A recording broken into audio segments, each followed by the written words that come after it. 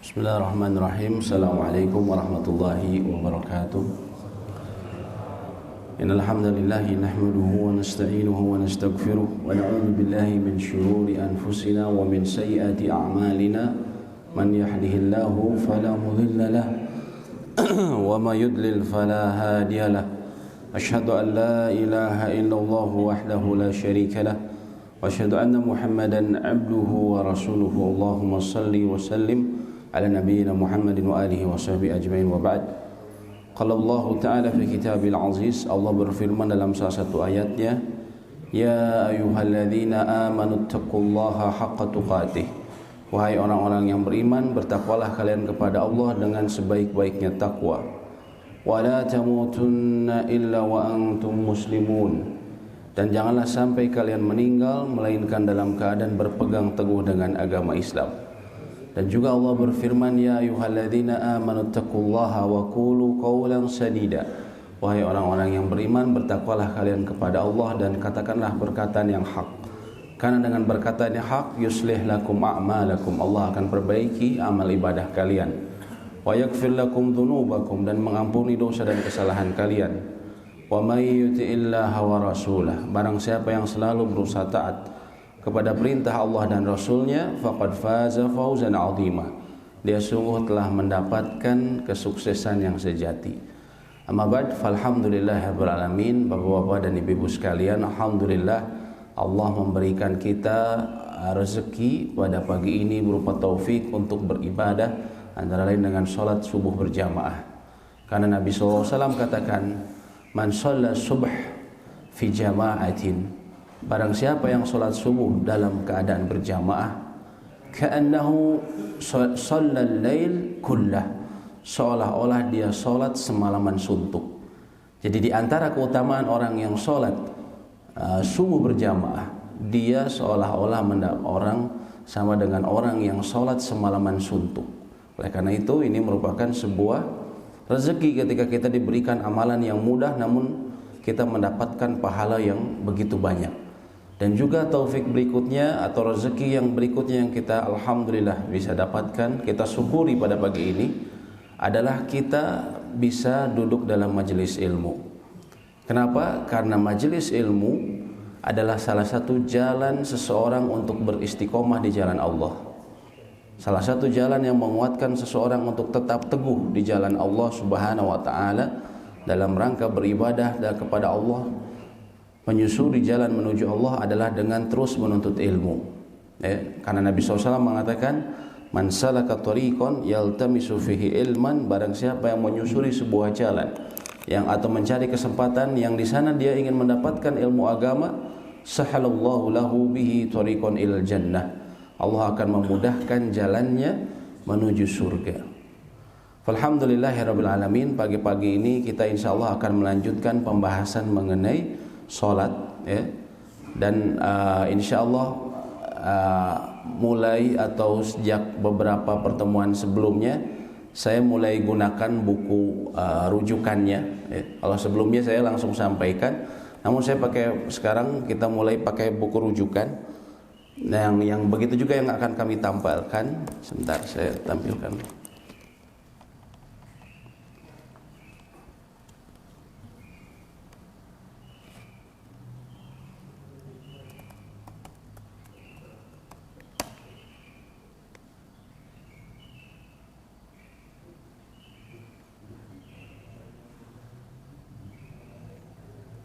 Itu buku yang saya gunakan, ya. Ini buku terjemahan dari namanya Kitab Fikih Muyassar, yang seperti ada di depan Bapak ini. Ini buku terjemahan yang ditulis oleh sejumlah ulama dari Tanah Suci. Saya sengaja pilih buku ini karena praktis, dan yang kedua juga dia praktis dan membahas masalah yang umumnya terjadi. Dan baiknya juga dia merujuk pada sejumlah dalil-dalil yang sahih dengan pembahasan dalil secara ringkas. Oleh karena itu buku ini sangat menarik. Bapak-bapak, kalau saya rekomendasikan, kalau bisa memilikinya silahkan dicari, bisa di marketplace atau mau dikolektifkan silahkan juga bisa. Tapi buku ini bermanfaat terutama ketika pembahasan kita, ya, mungkin ada sesuatu yang Bapak lupa, Bapak tinggal merujuk langsung ke bukunya, gitu kan? Atau Bapak ingin menambahkan catatan dari apa yang disampaikan, Bapak tinggal menulis di catatan sampingnya. Pembahasan kita pada pagi ini adalah melanjutkan mengenai hal-hal yang makruh dalam sholat.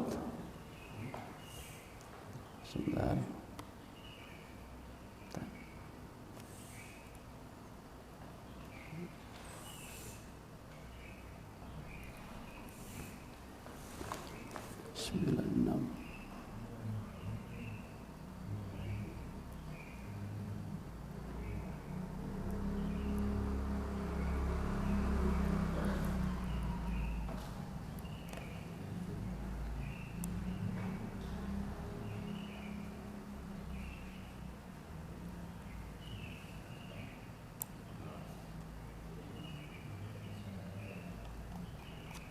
Ya. Nah, hal-hal yang makruh di dalam sholat. Sebelumnya pernah kita bahas, Pak, tapi saya ulang lagi sedikit, ya, sebagian dari bab ini. Di antara perbuatan yang makruh, sebentar, yang dikerjakan saat sholat adalah sebagai berikut. Yang pertama, membatasi diri hanya membaca Al-Fatihah saja pada 2 rakaat pertama, karena hal ini menyelisih sunnah dan petunjuk Nabi SAW dalam sholat, ya. Maksudnya terus-terusan seperti ini. Kalau sesekali tidak mengapa. Contohnya ketika Bapak kelelahan, Bapak belum sholat, ya, misalnya dari perjalanan, Bapak belum sholat, sudah sangat ngantuk, ya, maka Bapak boleh hanya membatasi diri pada yang rukun saja, diantaranya hanya membaca Al-Fatihah. Atau misalnya Bapak di bandara, Bapak mau berangkat naik pesawat, ya, sedangkan waktu antara sholat mulai azan sampai keberangkatan sudah sangat mepet, maka ketika itu Bapak hanya sholatnya misalnya di bandara ataupun di kereta api, gitu kan, maka Bapak boleh membaca Al-Fatihah saja, sholatnya tetap sah, ya. Begitu pula kalau sholat malam, ya, kita ingin terutama setelah Ramadan, kita alhamdulillah ketika Ramadan kita bisa tarawih, ya, dengan banyak rakaat. Di luar Ramadan tentunya kita tidak semangat seperti Ramadan, tapi jangan ditinggalkan.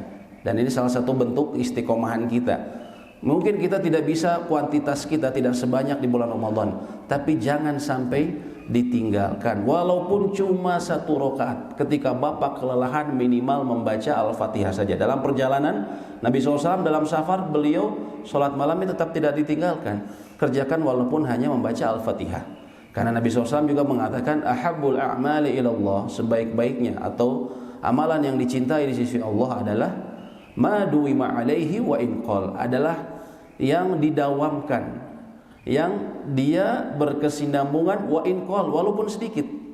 Lebih baik kita 3 rakaat rutin setiap malam, ya, dibandingkan kita 11 rakaat atau bahkan ada yang lebih dari itu tapi sebulan sekali.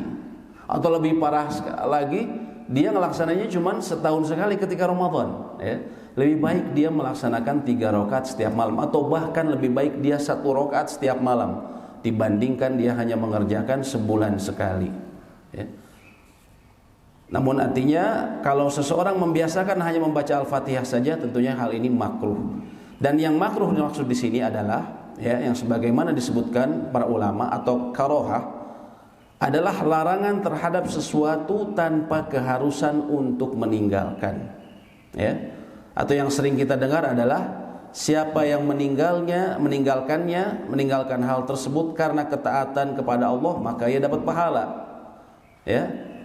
Adapun bila dilakukan dia tidak berdosa, ya. Terutama ketika ada hajah, ada keperluan, maka dia boleh melakukannya. Yang disebutkan ini boleh dilakukan terutama ketika ada hajah. Namun bila dia meninggalkan, maka dia mendapatkan pahala. Yang kedua, mengulang-ulang Al-Fatihah, ya. Karena hal ini menyelisih sunnah dan petunjuk Nabi SAW.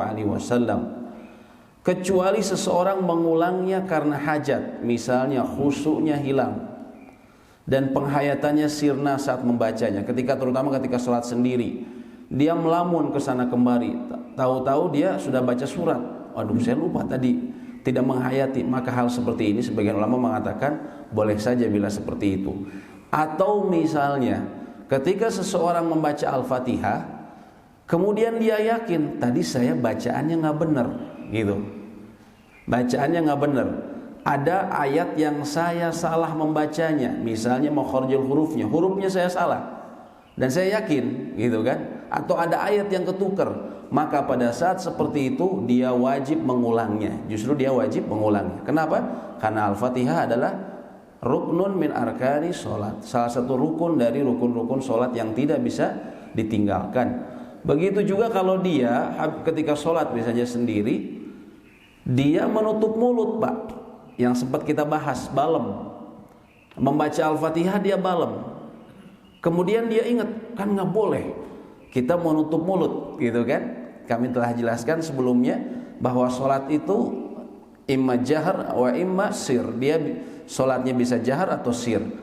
Yang disebut jahar itu batas minimalnya kata para ulama, ketika kita mengucapkan terdengar oleh orang di sebelah kita, itu batas minimalnya. Adapun sir, maka batas minimalnya para ulama menyebutkan, sebagian ulama menyebutkan dia mengeluarkan suara, ya, yang terdengar oleh kupingnya sendiri. Itu sebagian ulama. Sebagian ulama lain mengatakan, contohnya Imam Malik, ya.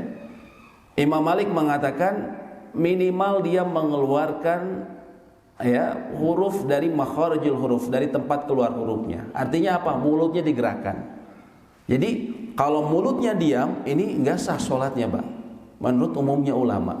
Dan ini sering terjadi di kita karena menganggap sir itu dalam hati, sehingga kemudian mulutnya tutup seperti ini.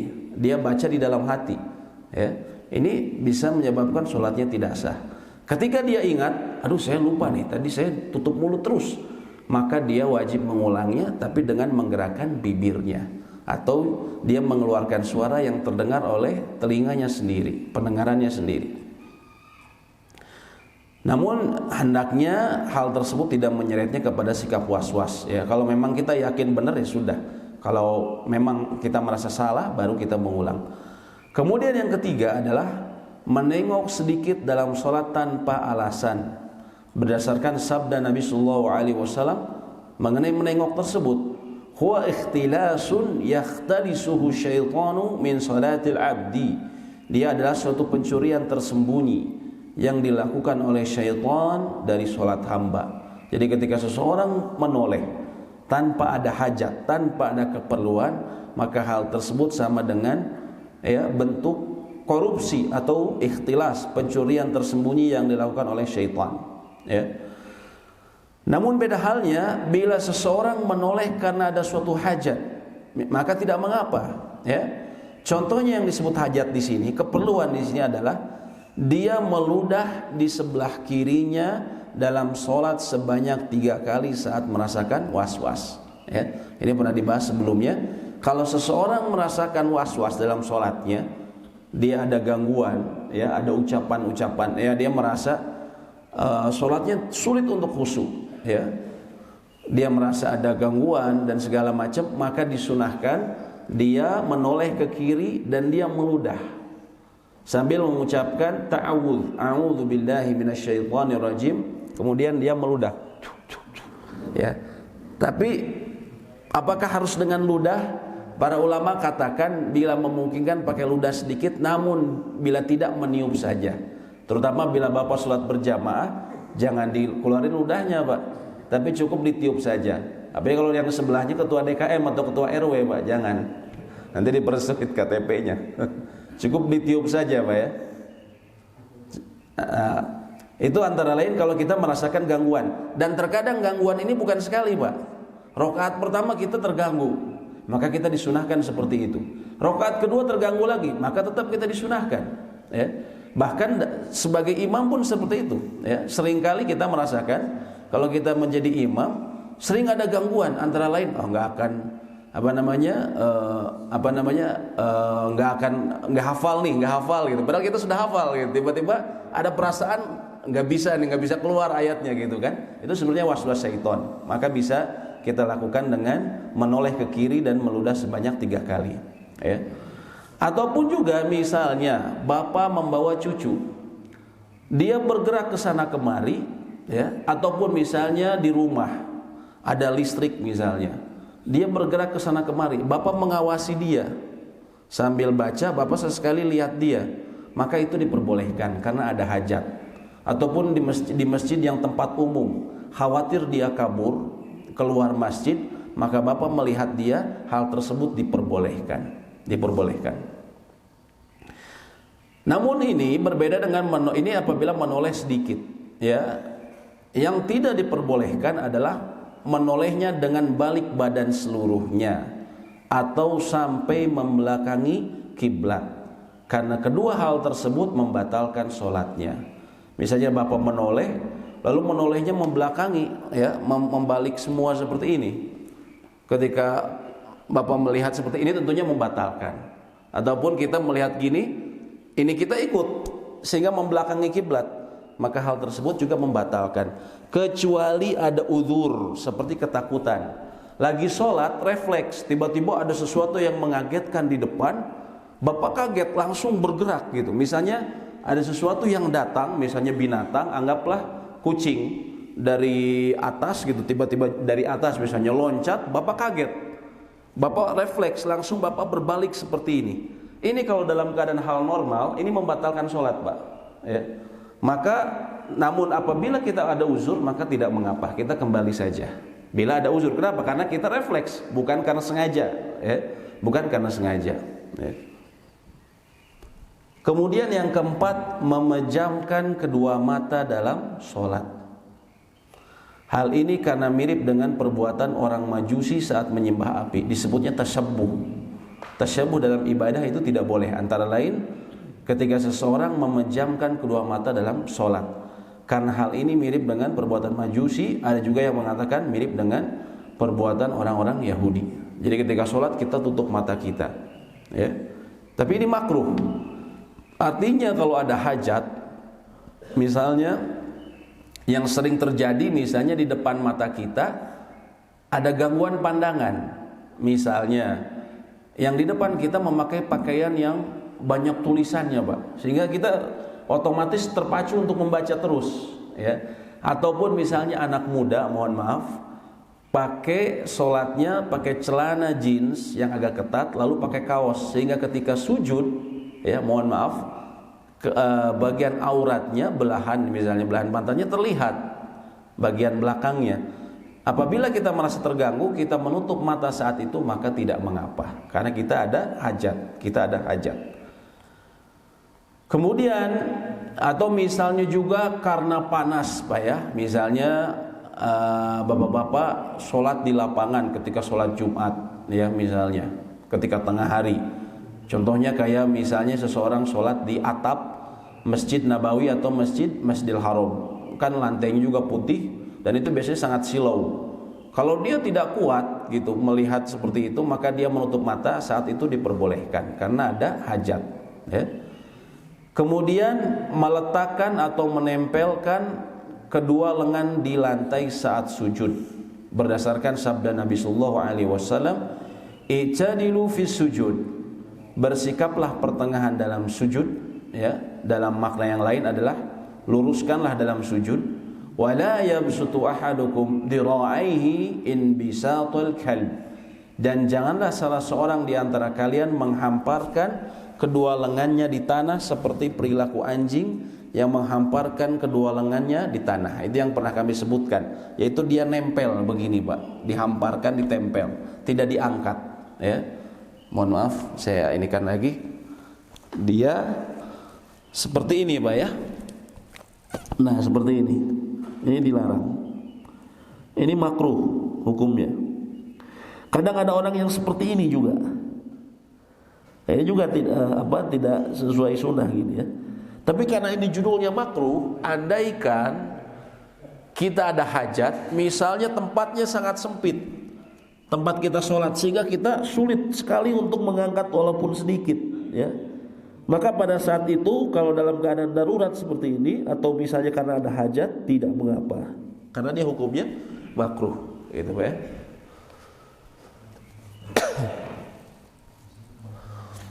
Dan orang yang sholat disunahkannya adalah menjauhkan antara kedua lengannya, mengangkatnya dari lantai atau tidak menempel, dan tidak menyerupai hewan, ya. Lalu kemudian banyak melakukan perbuatan sia-sia dalam sholat karena hal itu menyibukkan hati. Ada orang ketika sholat sambil ini Pak, bunyiin jari, gitu kan.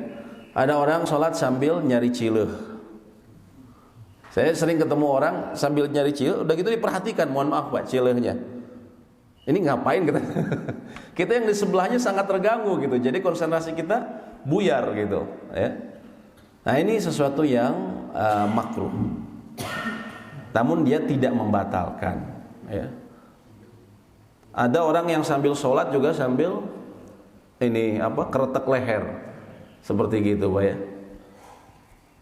Yang ketujuh adalah bertolak pinggang. Nah, Nabi sallallahu alaihi wasallam an yusalli rajulu muhtasiran. Nabi sallallahu alaihi wasallam melarang seseorang lelaki salat dalam keadaan takhassur, yaitu bertolak pinggang, ya, bertolak pinggang seperti ini. Kemudian antara lain salah satu illah atau sebab dilarangnya, innal yahud taf'aluhu, karena orang-orang Yahudi melakukannya. Ketika mereka salah satu bentuk ibadahnya, mereka sering seperti ini, ya, banyak seperti ini. Mereka pakai jas hitam itu biasanya, terus mereka kan suka ada jambulnya di sini, bukan jambul rambut yang memanjang. Ketika mereka beribadah kadang tangannya sambil seperti ini. Kemudian yang kedelapan yang termasuk makruh adalah as-sadl, ya. Namun makna sadl ini para ulama berbeda pendapat. Sebagian ada yang menganggap, ya, pertama yang dilarang ini adalah yang dimakruhkan sadl dan menutup mulut dalam sholat.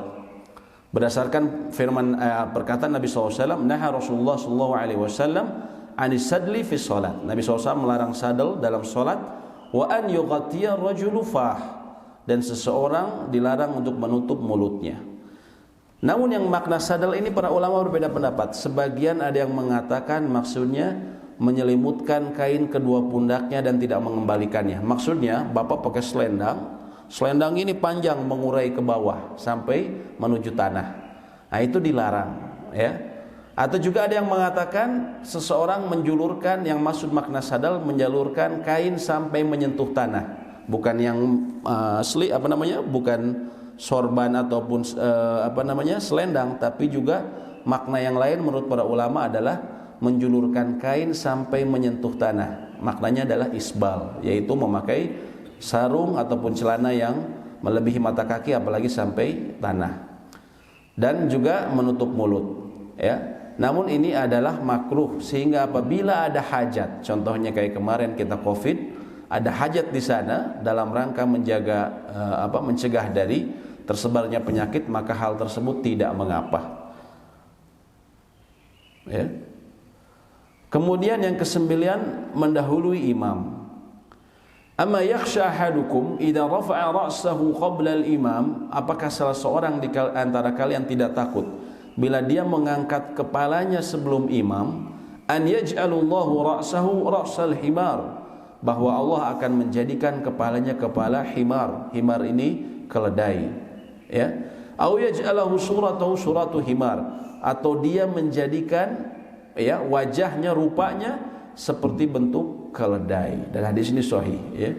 Artinya ketika seseorang mendahului imam, maka dia terancam oleh ancaman ini. Allah akan menjadikan kepalanya seperti kepala keledai kelak di hari akhir nanti. Ini makruh, Pak, ya, hukumnya. Kecuali kita mendahului imam di dua tempat. Di dua tempat ini apabila kita mendahului imam, maka sholat jamaah kita batal. Yaitu di mana? Ketika imam takbiratul ihram, kita mendahului imam. Yang kedua adalah ketika imam salam. Imam sebelum salam kita salam duluan, maka itu membatalkan sholat kita, ya. Artinya tidak diperbolehkan, kalau tersebut haram. Namun kalau yang dimaksud di sini yang makruh adalah selain yang barusan, selain takbiratul ihram dan selain salam. Ya. Minimal salamnya itu imam sekali atau 2 kali begitu. Kenapa? Minimal salamnya itu sekali atau 2 kali imam. Ya. Ketika seseorang sholat berjamaah, ketika misalnya maksudnya mendahului, apakah mendahului pas imamnya baru sekali salam assalamualaikum, kita udah ngikut assalamualaikum, atau harus nunggu 2 yang sempurna gitu assalamualaikum, iya, baru kita ikut? Iya. Kalau menurut sejumlah ulama ya mengatakan barang siapa yang mendahului imam ketika dia salamnya belum selesai baru sekali terus dia mendahului, ya kalau mendahului imam ketika salam pertama itu jelas batal. Tapi kalau mendahului yang kedua, sebagian ulama ada yang mengatakan itu dia faqad asa'a, dia sungguh telah berbuat buruk dalam sholatnya. Hanya saja ya sejumlah ulama antara lain sejumlah ulama Syafi'iyah mengatakan kalau imamnya assalamualaikum warahmatullahi wabarakatuh, terus kemudian dia akan memulai salam kedua assalamualaikum, ketika dia akan memulai salam kedua lalu dia mendahului salamnya imam ketika di kedua ini, ya, maka dia membatalkan sholat. Ini menurut sejumlah ulama Syafi'iyah. Ya.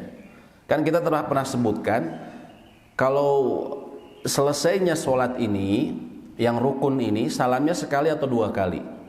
Menurut Imam Ahmad 2 kali sampai selesai. Assalamualaikum warahmatullahi, atau boleh minimal assalamualaikum, assalamualaikum. Adapun menurut jumhur mayoritas ulama maka diperbolehkan sekali. Seseorang sekali assalamualaikum maka dia sudah selesai sholatnya. Ya. Namun walaupun begitu, walaupun jumhur mengatakan, termasuk ulama Syafi'iyah mengatakan dia minimal sekali assalamualaikum warahmatullahi wabarakatuh. Tapi kalau kita bermakmum sama dia dan dia akan menuju yang kedua, ketika kedua dia mendahului, ya, maka itu bisa membatalkan sholatnya menurut sejumlah ulama Syafi'iyah. Seperti itu. Jadi amannya kita tunggu selesai saja. Toh jarak seburu-buru apapun kita itu nggak akan lebih dari 1 atau 2 detik, ya, sangat pendek waktunya. Yang ke-10 adalah menjalin jari jemari. Nabi SAW melarang orang yang berwudu dan pergi ke masjid untuk sholat dari perbuatan ini, ya. Dan makruhnya menjalin jari jemari ini dalam sholat lebih utama. Maksudnya begini Pak ya, tasbik. Bapak ketika akan ke masjid, misalnya dari rumah, terus Bapak ngobrol misalnya sama tetangga Bapak, terus Bapak jalan sambil gini, ini makruh Pak. Kenapa? Karena ketika kita berangkat ke masjid, terutama kita sudah dalam keadaan berwudu, maka kita dicatat dalam keadaan sholat. Sebagaimana ada riwayat yang menyebutkan seperti itu. Dan ini dilarang ketika sholat kita untuk tasbik seperti ini tadi. Jadi kalau Bapak ke masjid jangan seperti ini. Begitu pula sebelum kita sholat, sambil menunggu sholat, menunggu qomat, terus kita begini sambil duduk tasbik, ya. Apalagi di dalam sholat seseorang misalnya Allahu Akbar, dia begini, tentunya ini juga dilarang. Tapi kalau sudah selesai sholat maka tidak mengapa. Bapak setelah salam, assalamualaikum, assalamualaikum, zikir, lalu Bapak ngobrol di sini ataupun dalam pengajian, terus Bapak seperti ini, maka tidak mengapa. Kenapa? Karena Nabi SAW pernah melakukannya. Beliau melarang tasbik tadi ini ketika akan pergi sholat dan ketika sholat tentunya. Tapi setelah sholat beliau pernah mempraktekannya. Beliau pernah sholat zuhur, ya, atau asar, sahabat yang meriwayatkannya lupa. Hanya saja beliau yang harusnya 4 rakaat, beliau sholatnya 2 rakaat. Ketika beliau setelah selesai itu, beliau kemudian berjalan, ya, ke salah satu kayu yang ada di Masjid Nabawi, lalu beliau menyandarkan diri seperti ini dan beliau waktu itu tangannya seperti ini. Maka dari situ para ulama mengatakan kalau setelah selesai sholat maka tidak mengapa. Yang tidak boleh ini atau yang dilarang makruh adalah ketika dia sudah berwudu terus pergi ke masjid untuk sholat, apalagi ketika sholatnya. Yang ke-11 adalah menahan dan memegangi rambut dan kain. Beliau katakan, atau para sahabat mengatakan dari hadis Ibnu Abbas, Umira Nabi sallallahu alaihi wasallam an yasjuda ala sab'ati a'dhumin. Nabi SAW memerintahkan agar sujud di atas 7 anggota badan, ya. wala yakuffa thawbahu wala sya'arahu, dan tidak memegangi. Nabi SAW memerintahkan seseorang untuk tidak memegangi pakaiannya dan tidak pula rambutnya. Maksudnya apa? Memegangi rambut, contohnya banyak orang yang ketika sujud dia rambutnya panjang, Pak, ya. Dia sibuk memegangi rambutnya. Padahal nggak apa-apa, dibiarkan saja terurai, ya. Atau misalnya seseorang mengikat rambutnya panjang, tapi ini khusus buat laki-laki, Pak. Kalau perempuan tidak mengapa, dia mengepang atau mengikat rambutnya dalam sholat tidak mengapa. Tapi kalau laki-laki rambutnya panjang, dia jangan diikat rambutnya, tapi tidak mengapa dibiarkan terurai, karena Nabi SAW mengatakan orang yang sholatnya rambutnya diikat itu ka'anna ma'kufun, kata para sahabat, atau kama qala, bahwa itu seperti orang yang tangannya terikat. Orang yang rambutnya diikat lagi sholat itu, kata Nabi SAW, seperti orang yang sholat dalam keadaan tangan terikat, gitu. Jadi bagaimana? Dibiarkan saja untuk laki-laki, ya. Kadang orang sibuk, ada yang rambutnya panjang, setiap kali sujud kita lihat sibuk benerin rambutnya, gitu kan? Memang alasan mereka seperti ini, katanya tidak boleh menghalangi antara kepala dengan tempat sujud, ya. Memang ada sebagian pendapat ulama, antara ulama Syafi'iyah mengatakan apabila dahi ini harus benar-benar menempel, ya. Hanya saja, ya, kalau rambut maka hal tersebut tidak mengapa, karena rambut bagian dari tubuh kita, ya. Dan hal tersebut pun, menempelnya dahi kepada tempat sujud ini sebenarnya sesuatu yang perkara diperselisihkan. Karena para ulama mengatakan, ya, contohnya di antara bagian sujud yang lain ada juga yang harus menempel ke tanah, yaitu ini kita, lutut kita. Ini kan terhalang sama pakaian, ya. Artinya kalau kita terhalang kopiah ataupun rambut pun tidak mengapa. Walaupun lebih utama memang kalau kita bisa nempel langsung, maka itu yang lebih utama. Begitu pula yang disebut dengan memegangi kain. Memegangi kain ini misalnya yang dimaksud memegangi kain di sini apabila pakaiannya misalnya panjang, terus ketika dia turun dia pegangi kainnya, tapi dengan, kata para ulama sebutkan, dengan maksud supaya kainnya tidak kotor. Beda sama orang pakai celana, biasanya kalau dia ruku suka dinaikin, takut apa? Susah soalnya turunnya gitu. Hal itu tidak mengapa. Tapi kalau dia karena supaya takut kotor, terus dia tarik seperti ini, maka itu tidak boleh. Di antara hikmahnya para ulama mengatakan karena itu menunjukkan kesombongan, ya. Ketika dia tidak mau misalnya, atau dia takut kotor seperti itu. Kemudian sholat saat hidangan makanan sudah siap atau dalam keadaan menahan dua buang hajat, yaitu air kecil atau air besar. La sholata bi hadrati ta'am wa la huwa yudafi'uhu ahbathan. Tidak ada sholat saat makanan sudah siap dihidangkan, ya. Dan tidak ada sholat saat dua hajat sedang mendesaknya untuk keluar. Adapun makruhnya sholat saat makanan telah terhidang, maka hal tersebut dengan syarat dirinya sangat berminat dan berhasrat untuk makan. Misalnya bapak memang sudah lapar, bekerja, azan zuhur, bapak makanan sudah siap, sedangkan bapak lapar, maka yang utama bapak makan. Bapak makan dan selesaikan, walaupun rumah bapak di sebelah masjid dan bapak terdengar suara imam. Karena hal ini antara lain juga pernah dipraktekkan oleh para sahabat, antara lain Abdullah bin Umar radhiyallahu taala anhuma. Beliau adalah salah seorang sahabat mulia yang paling banyak meriwayatkan hadis dari Nabi SAW. Beliau pernah seperti itu. Jadi karena beliau sudah mau makan, ada makanan terhidang, kemudian terdengar iqamah sholat, azan, lalu kemudian iqamah, beliau terus melanjutkan makanannya. Bahkan disebutkan Abdullah bin Umar bahkan mendengar bacaan qiraah dari imamnya. Imamnya membaca surat, dia mendengar, tapi dia terus saja makan. Bahkan disebutkan tidak perlu tergesa-gesa, ya. Ini adalah salah satu bentuk syariat Islam yang samhah, ya, yang memberikan antara lain toleransi dan keringanan ketika seseorang memiliki hajat, dalam hal ini makan, maka tidak mengapa. Tapi dia disebutkan oleh para ulama kalau dia memang sangat berminat dan berhasrat, lapar, nggak kuat, maka tidak mengapa. Tapi kalau dia sebenarnya kenyang, cuman dia sebenarnya kenyang, dia makan antara mau dan nggak mau, maka yang utama dia sholat. Begitu pula menahan dua hajat. Kalau dia menahan pengen kencing ataupun menahan kentut atau menahan buang air besar, maka yang utama dia selesaikan dulu, walaupun dia akhirnya terlambat jadi masbuk, maka tidak mengapa.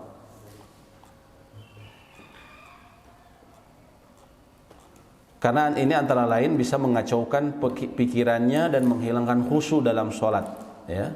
Dan juga berbahaya bagi mereka yang menahan air seni dan tinja, ya, kata para ulama, buang air kecil dan buang air besar, ini berbahaya ketika dia menahannya. Kemudian yang ke-13 adalah mengangkat pandangan ke langit. Ya, ini termasuk yang makruh. Nabi SAW mengatakan, la yantahiyanna aqwamun yarfa'una absarahum ila as-sama'i fi shalah.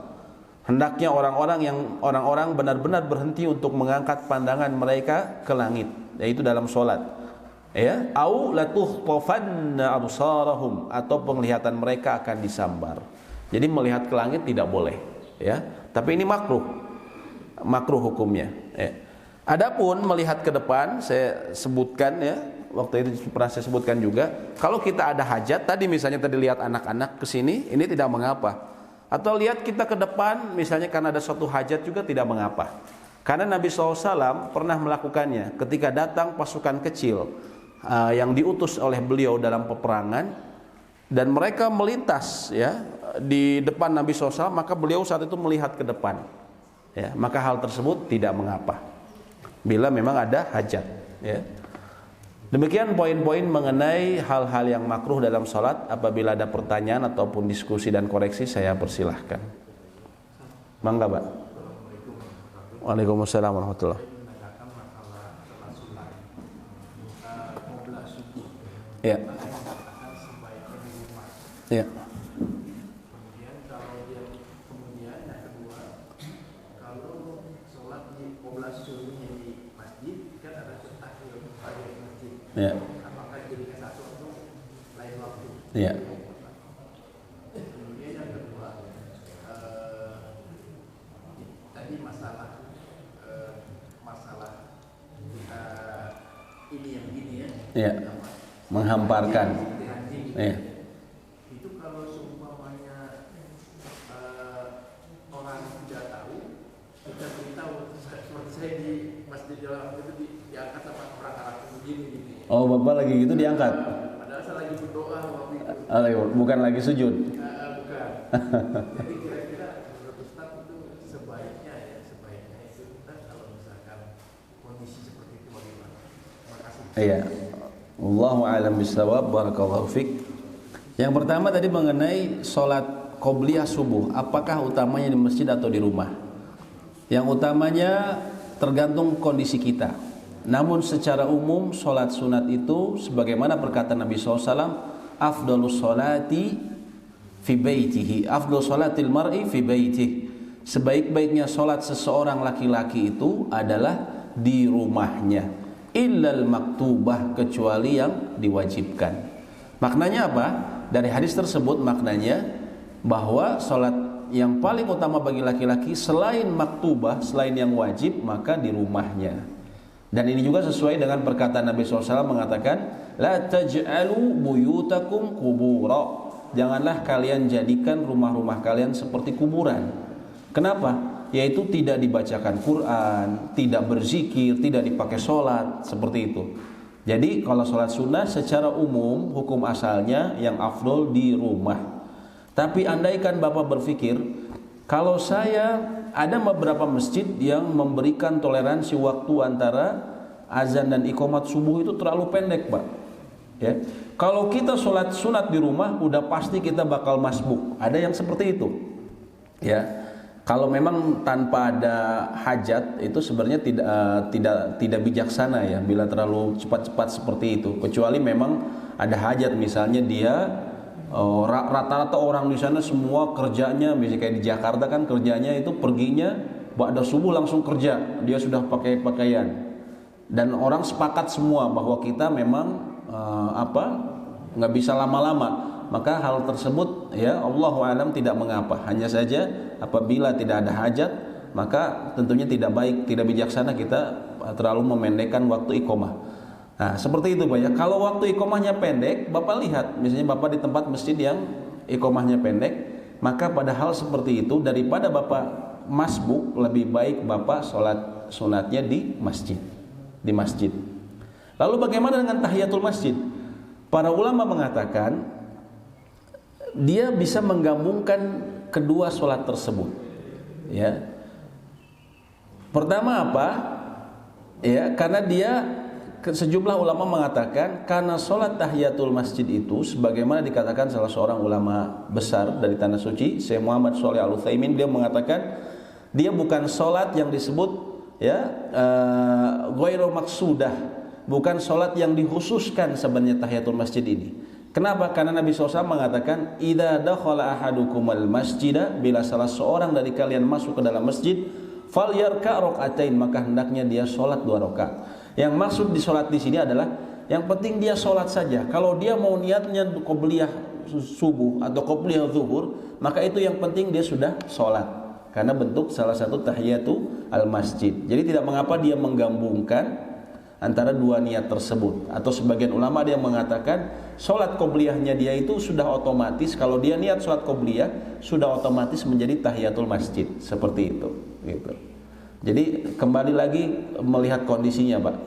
Kalau Bapak tadi waktunya leluasa, maka yang afdol Bapak di rumah.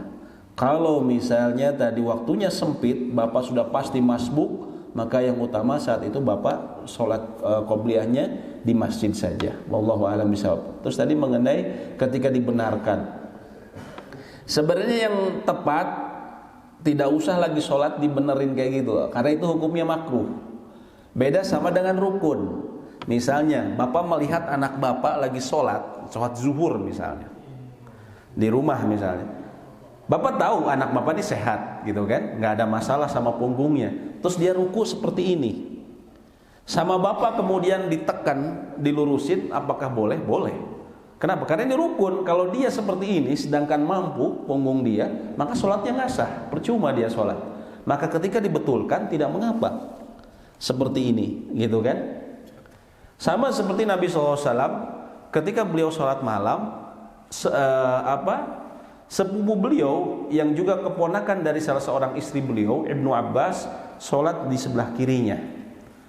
Maka beliau Nabi SAW kemudian geser kepala dia, karena waktu itu Ibnu Abbas masih remaja, digeser kepalanya melalui belakang beliau, lalu dipindahkan ke sebelah kanan. Itu dalam sholat, beliau dalam keadaan sholat dan orang yang dipindah pun dalam keadaan sholat, ya, maka tidak mengapa. Namun kalau untuk hal yang seperti ini makruh, ya, dia boleh seperti itu membenarkan. Namun yang utama sebenarnya nanti saja setelah sholat baru dikasih tahu, ya, karena dia bukan termasuk rukun yang membatalkan sholat. Ya. Allahu a'lam bishawab. Ya, silakan Pak apabila ada. Maka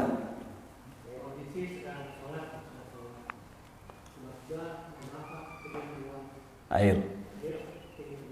Iya. Iya. Iya.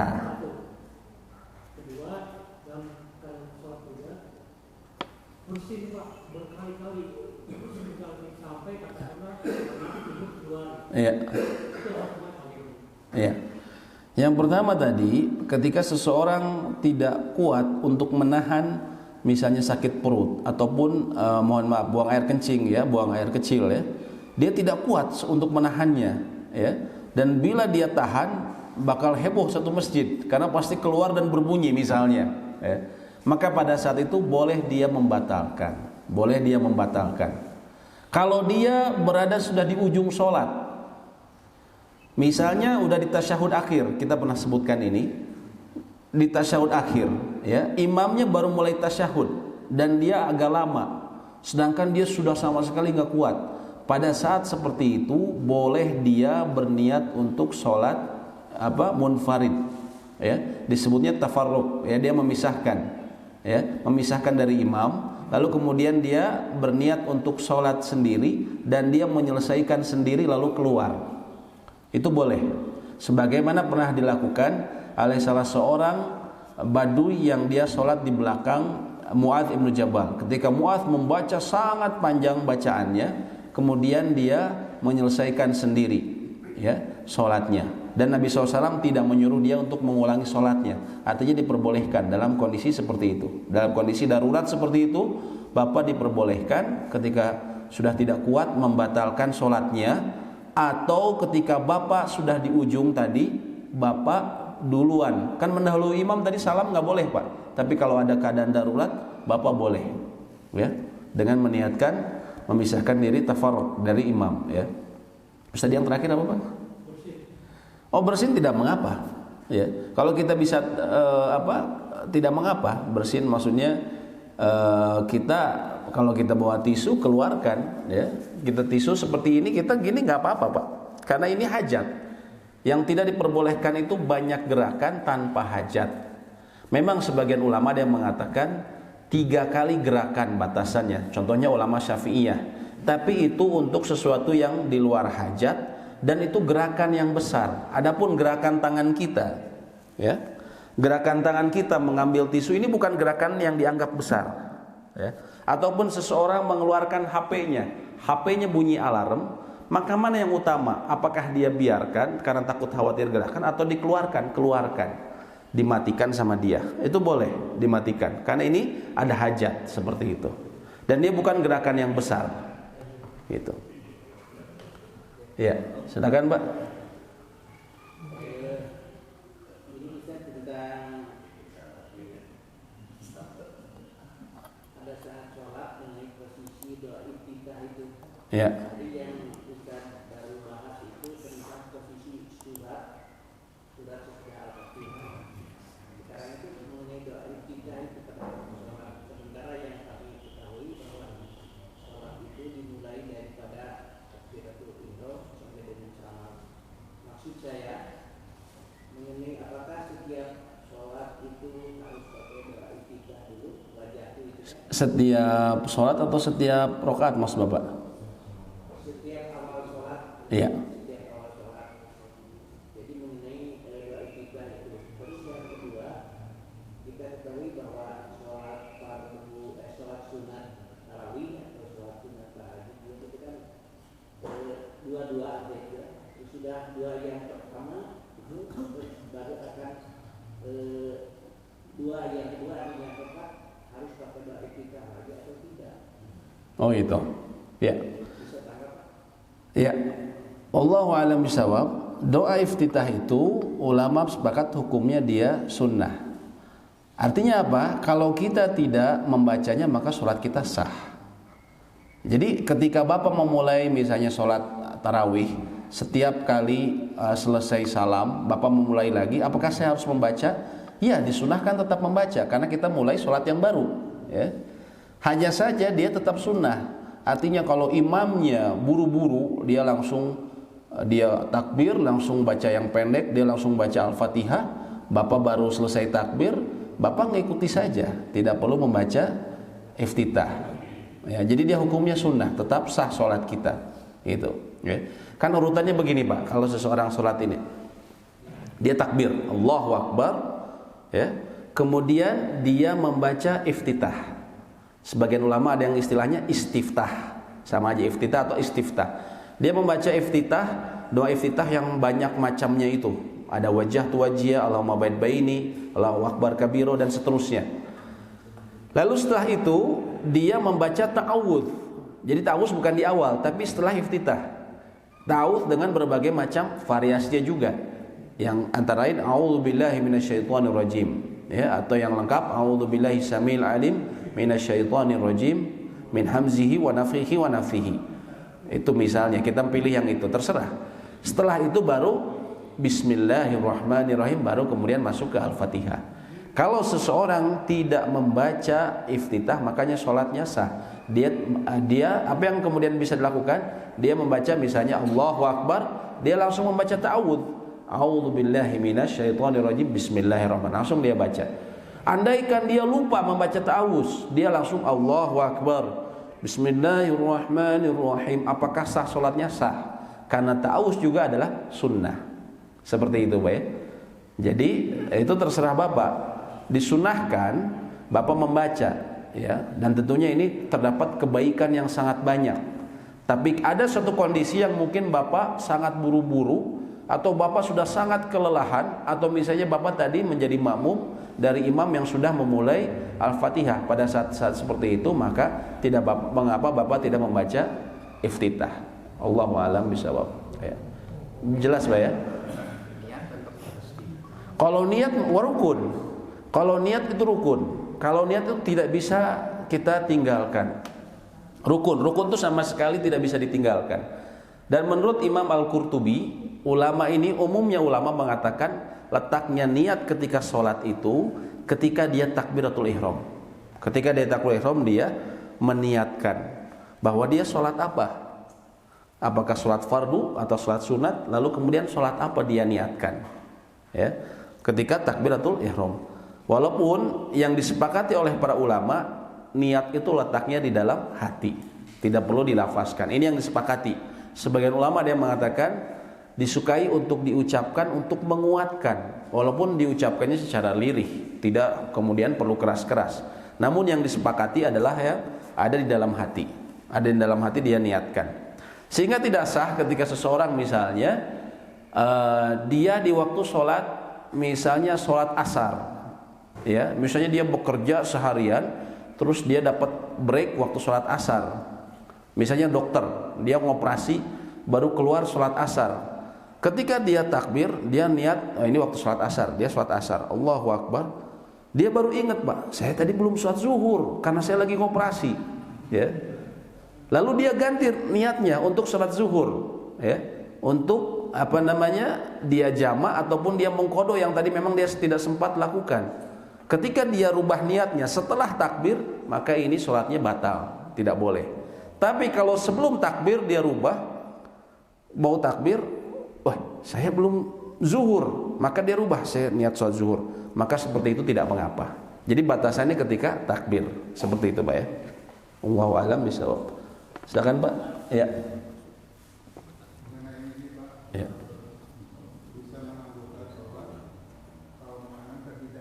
Ya.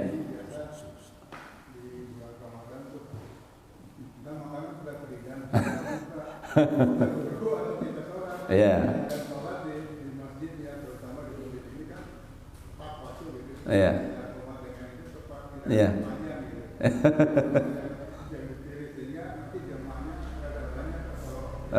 Ya, ini masukan jadinya Pak ini. Ya.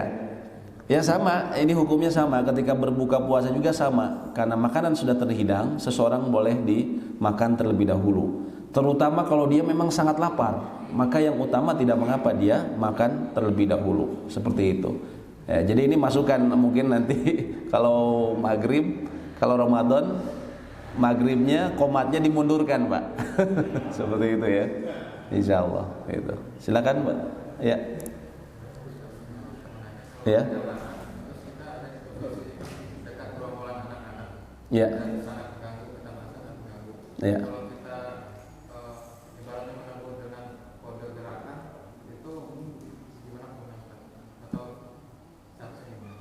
Dengan kode gerakan.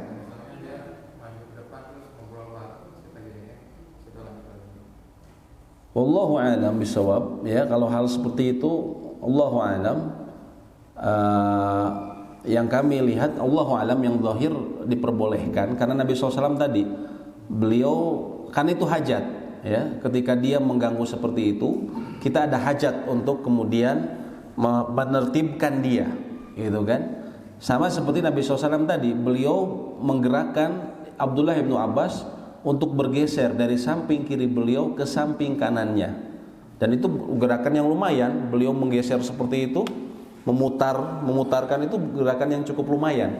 Tapi beliau lakukan itu kenapa? Karena ada hajat, ya. Sehingga kata para ulama katakan al hajatu tunazzil manzilata ad-darurah. Hajat itu seperti bisa menempati posisi darurat. Ya. Jadi dalam hal seperti ini, Allahu a'lam, yang kami lihat bila memang mengganggu seperti itu ke depan bolak-balik, dia menahan seperti ini, Allahu a'lam termasuk yang diperbolehkan. Gitu. Allahu a'lam bisawab. Ya selama tidak berlebihan. Gitu. Silakan Pak.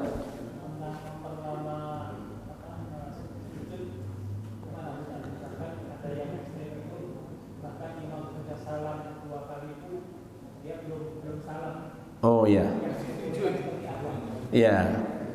Ini sejumlah ulama mengatakan orang yang ya ketinggalan imam dalam 2 rukun itu bisa membatalkan sholatnya. Apabila dia ketinggalan 2 rukun. Dalam hal ini ketika dia sujud, dia ketinggalan apabila dia terlalu lama sehingga imam salam, ya menurut sebagian ulama dia bisa membatalkan karena dia ketinggalan 2 rukun. Apa yaitu duduknya, duduk tasyahudnya, bahkan dia lebih, karena duduk tasyahud ini adalah rukun, tasyahud akhir, bacaannya juga adalah rukun. Jadi ada 2 rukun, salam juga rukun, jadi ada 3 rukun. Memang simpel ya, gerakannya dekat, tapi ada 3 rukun di sana. Ada 3 rukun, yaitu duduknya dia, duduknya imam, kemudian bacaannya imam di sana, bacaan tasyahudnya imam, itu juga rukun yang terpisah. Dan yang ketiga, salamnya imam. Jadi kalau dia masih sujud, imamnya salam, maka itu bisa membatalkan sholat dia, gitu kan? Atau sebagian ulama mengatakan tidak sah sholat jamaahnya. Oleh karena ini tentunya tidak boleh, tidak boleh. Kalau dia ada hajat, dia ingin berdoa di sujudnya, maka dia lakukan di sholat-sholat sunnah ataupun dia sholat sendirian. Kalau dia berjamaah, maka dia harus ikuti aturan sholat berjamaah. Tidak bisa dia sendirian, seperti itu. Gitu Pak ya, Allahu a'lam bishawab. Baik Pak. Sholat apa Pak? Sholat duduk di kursi. Itu kan kondisi seorang berbeda-beda. Iya. Artinya ada orang yang dia tidak tahan berdiri. Iya. Apakah dari awal dia boleh duduk sholatnya? Iya. Sementara kalau sujud dia bisa. Iya. Dan sebaliknya kan. Iya. Yang bisa berdiri tapi begitu sujudnya nggak bisa. Iya. Itu sebaiknya kalau sholat duduk di kursi seperti apa? Iya, baik. Sholat di kursi ini kita setelah sebutkan bahwasanya berdiri ini salah satu rukun sholat. Pokoknya kalau kita ingat rukun ini seperti tiang dalam bangunan. Kalau tiangnya hancur, maka bangunan hancur. Begitu pula rukun. Dalam para ulama sepakat berdiri adalah rukun dalam sholat wajib, bukan sholat sunnah Pak ya. Sholat wajib, sholat yang 5 waktu dia rukun. Dan ini rukun ini ya ditekankan antara lain berdasarkan Allah dalam Al-Baqarah, wa qumu lillahi qanitin, dan berdirilah kamu kepada Allah dalam keadaan taat. Semua ulama tafsir menafsirkan bahwa ayat ini berkaitan dengan sholat, sehingga mereka mengatakan tadi harus selama dia masih mampu berdiri maka dia harus berdiri. Kata Imam Ahmad, kalau ada senderan dia nggak kuat namun dia bisa tegak, kalau misalnya menyender seperti ini maka dia hendaknya mencari senderan tersebut. Kata Imam Asy-Syafi'i, kalau seseorang berdiri, dia tidak bisa kuat lama berdiri kecuali ditopang oleh seseorang dan dia harus membayar orang tersebut, maka bayarlah. Kata Imam Syafi'i, terutama ketika zamannya ada budak ya. Itu dibayar saking pentingnya. Atau dia misalnya pakai tongkat, dia pakai tongkat ya. Artinya apa? Tidak memudah-mudahkan. Namun bila misalnya dia memang sudah tidak mampu, maka dia boleh langsung duduk.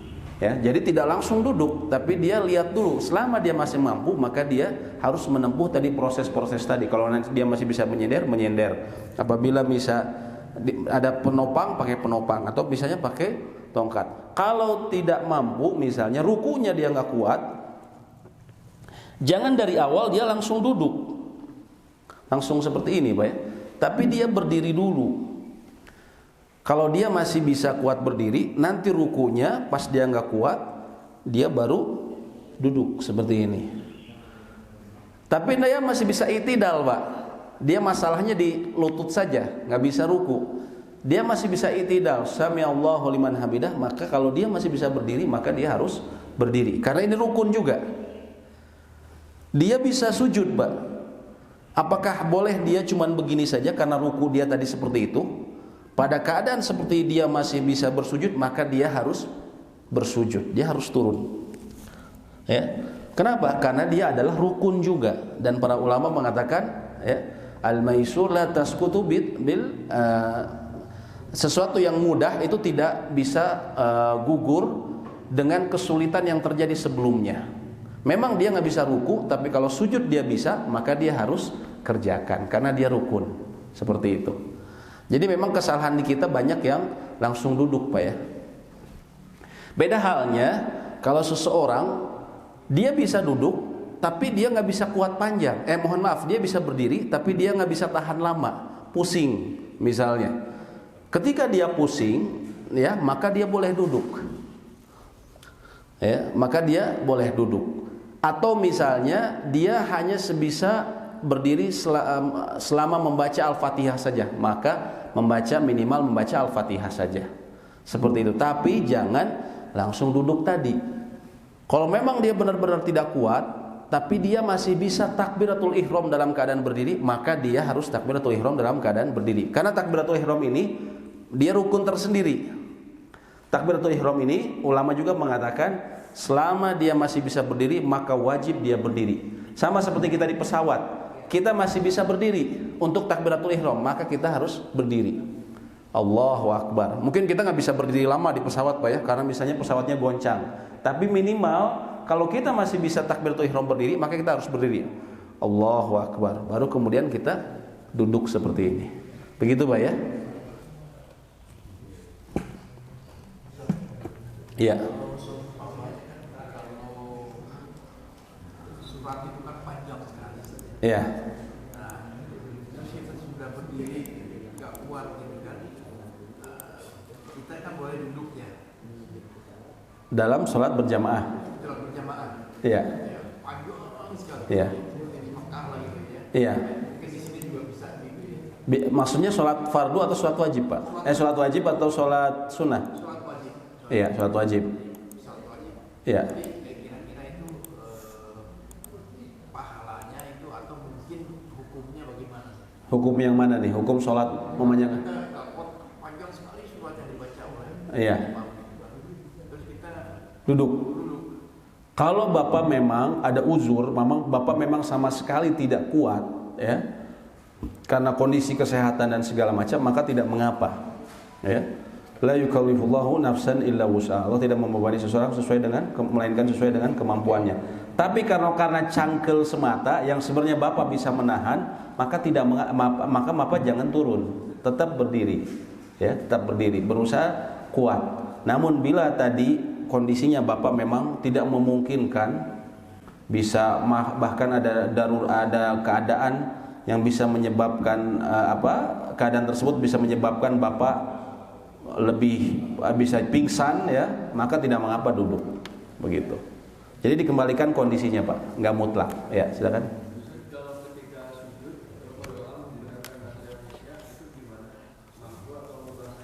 Di mana dalam sholat? Ya, ulama berbeda pendapat sebenarnya dalam hal ini. Dalam hal ini para ulama berbeda pendapat. Sebagian ulama, ya, ada ini saya kutip dari sejumlah ulama di Saudi, mereka mengatakan diperbolehkan. Kenapa? Karena dalam sebuah riwayat disebutkan Nabi Shallallahu Alaihi Wasallam ketika beliau selesai dari tasyahud, kemudian beliau mengatakan hendaklah dia berdoa dengan apa yang dia kehendaki, dia maui. Dan yang dikehendaki di sini maknanya secara umum yang difahami oleh para ulama. Bisa jadi doa yang ma'thur, yang ada datangnya dari hadis Nabi SAW, atau juga dari redaksi dia sendiri. Adapun masalah bahasa, para ulama memahami bahwa Allah tentunya memahami semua bahasa, sehingga tidak mengapa. Ini yang dijadikan dalil di sejumlah ulama yang antara lain tadi saya sebutkan dari ulama-ulama kontemporer zaman sekarang. Sebagian ulama lain mengatakan tidak boleh. Jadi kalau kita mau bicara yang paling utama kita pakai doa yang ma'thur. Ma'thur ini yang ada atharnya. Misalnya dari hadis Nabi SAW, dari Al-Quran. Ini yang paling utama. Kita cari yang sesuai dengan hajat kita. Kita minta ketetapan hati. Misalnya ya muqallibal qulub atau rabbana la tuzigh qulubana. Kita minta ampunan ya Ghafurur Rahim, Allahumma ighfir lana wa liwalidayna, misalnya seperti itu. Ya. Yang utama seperti itu. Tapi andaikan kita tidak menemukan, lalu kita punya hajat tertentu, Allahu a'lam, berdasarkan sejumlah ulama tadi mengatakan boleh, tapi nggak usah kemudian dijaharkan. Gitu. Allahu a'lam bishawab. Iya, kalau untuk doa yang pakai misalnya bahasa Indonesia tadi seperti itu. Bisa disujud, enggak harus sujud terakhir, Pak. Sujud bisa disujud, jadi nggak ada khususan di sujud terakhir, tapi bisa di sebuah sujud ataupun di sebelum salam. Ya, itu tapi berlaku untuk yang sholat sendirian. Kalau kita ngimam, kita nggak bisa ya manjangin sendiri seperti itu. Gitu. Allahu a'lam bishawab. Silakan, Pak. Dalam apa, Pak? Iya.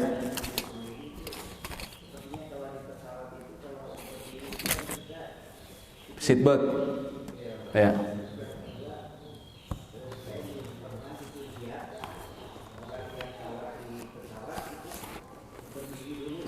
Iya. Iya.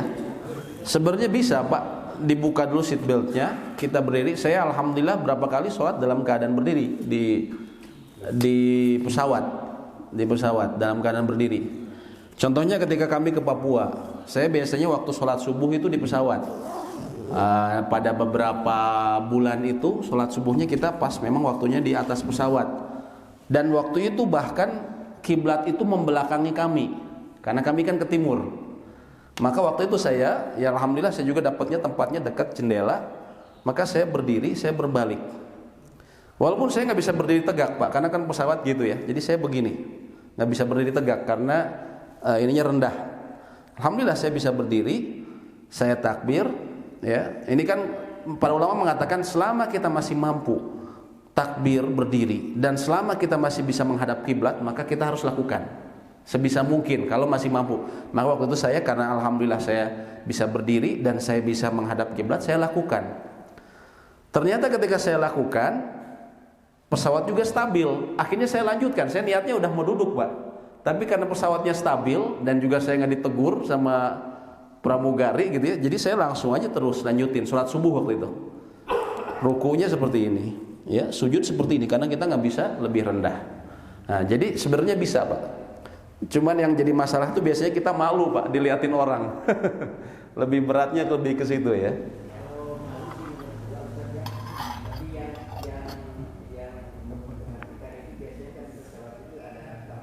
Iya.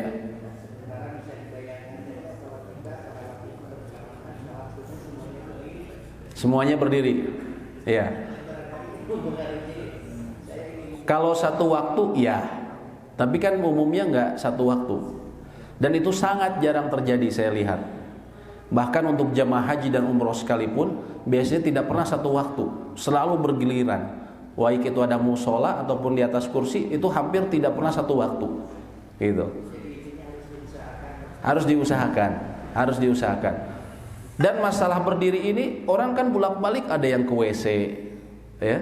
Pramugari juga kadang bolak-balik, terutama saat tenang, tidak ada turbulensi, maka tidak masalah saat itu, gitu. Tapi semua dikembalikan ke kondisi kita. Kalau memungkinkan seperti itu, bila tidak, ya memang tidak memungkinkan sama sekali, maka kita boleh duduk, ya.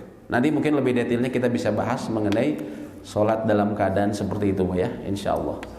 Ya. Saya pernah di YouTube ya. Ya. Imam itu terus ada yang baca Al-Quran, tapi dia imamnya gitu. Iya. Itu kira-kira sah nggak? Satu. Iya. Yang kedua, Dia membaca dari mushaf. Iya. Baca di sini. Iya. Imamnya. Iya. Yang kedua, saya pernah lihat juga imamnya itu belum akil balik, kira-kira. Iya. Ya. Nanti bisa dipanjang lebarnya. Cuma ringkasnya begini. Apakah boleh membaca dari mushaf? Boleh. Walaupun sebagian ulama dia mengatakan dalam salat sunat, tapi boleh intinya. Karena Aisyah pernah diimami oleh maulanya, mantan budaknya, dengan membaca dari mushaf. Itu yang pertama. Yang kedua, tadi apa? Yang imamnya Belum akil balik. Ini khilaf para ulama, ya. Mengenai apakah anak-anak yang belum balik tapi dia tamyiz, sudah bisa membedakan, ya, dan dia bisa berwudu dan dia tahu misalnya dasar-dasar fikih sholat, apakah boleh dia menjadi imam? Ulama umumnya mengatakan boleh, hanya mereka berbeda pendapat mengenai apakah dalam sholat wajib boleh atau tidak. Sebagian ulama mengatakan hanya sholat sunat saja, dan ini yang sebenarnya lebih berhati-hati. Sholat sunat contohnya apa Pak? Tarawih. Tarawih itu boleh. Kenapa? Karena memang ada sahabat yang seperti itu, ya. Umar bin Abi Salamah, beliau mengatakan seperti itu, bahwa beliau ketika usianya 7 tahun, beliau itu selalu diperintahkan menjadi imam bagi kaumnya, gitu. Dan hal itu diperbolehkan. Tapi detailnya nanti insya Allah kita bahas. Demikian yang bisa kami sampaikan. Semoga ya. Terakhir tadi Ustaz sering menyinggung rukun sholat. Mohon diingatkan kembali. Ya. Dalam sholat itu yang Nah, makanya baiknya saya rekomendasikan bapak-bapak beli bukunya. Maksudnya bukan saya menjual ya, tapi terserah mau beli di mana saja. Tapi di sana ada penjelasan, ada poin-poinnya, rukun-rukunnya, daripada disebutkan ditulis gitu ya. paling tidak poin-poinnya untuk diingatkan kembali kita ini. Iya. Yang rukun mulai dari niat, takbiratul ihram dan hafalan itu kan ini cepat. Iya, oke. Yang pertama dia dia mengucap, dia harus niat ya. Pertama berdiri ada yang menyebut sebagai syarat, ada yang menyebut sebagai rukun ulama ini. Kemudian dia membaca dia meniatkan, kemudian dia membaca Al-Fatihah. Oh ya, afwan, takbiratul ihram. Kemudian dia membaca Al-Fatihah. Setelah itu kemudian dia ruku, kemudian dia i'tidal, kemudian dia sujud. Setelah itu duduk di antara dua sujud, kemudian dia sujud lagi, sehingga dalam satu rakaat itu ada 2 sujud. Kemudian setelah itu ya tasyahud akhir, duduknya. Tasyahud awal ini bukan rukun. Salat 4 rakaat, di rakaat kedua ini bukan rukun kita duduk. Tapi rakaat keempat tasyahud akhir itu rukun. Kemudian bacaannya juga rukun. Sebagian ulama ada yang memasukkan salawat kepada Nabi pada tasyahud akhir ini termasuk dari rukun. Kemudian tumaninah adalah rukun, kemudian salam gitu. Tapi insyaallah nanti mudah-mudahan kita bisa bahas, kita ulang lagi aja Pak ya. Saya rekomendasikan memang pakai buku ini, maksudnya supaya nanti Bapak kita bahas, Bapak nanti dilihat lagi rukunnya yang ini, nanti kita bisa bahas supaya nggak hancak gitu Pak ya, insyaallah. Mohon maaf karena saya mengajar ini sebenarnya saya mengajar jam 6:30 ini, jadi mohon maaf saya izin sampai sini saja. Demikian, semoga bermanfaat. Wallahu a'lam bishawab. Subhanakallahumma wa bihamdika asyhadu an la ilaha illa anta astaghfiruka wa atubu ilaik. Assalamualaikum warahmatullahi wabarakatuh.